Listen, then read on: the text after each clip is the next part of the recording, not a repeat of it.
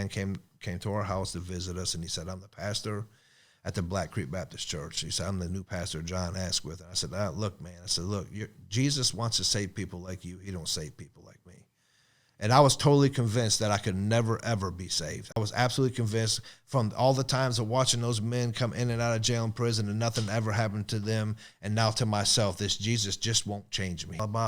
Well, my pastor would hear about that, and he'd come up to the house one day, and he put his finger dead in my face.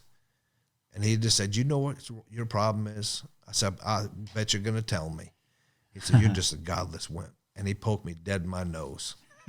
And I just reached my hand back, and I was going to punch him. I reared back, and I was going to hit him. And he said, Dale, it doesn't matter if you hit me. It's not going to change my love for you. And that just absolutely stunned me. I just never met anybody like that. And I ended up kicking him out of my house.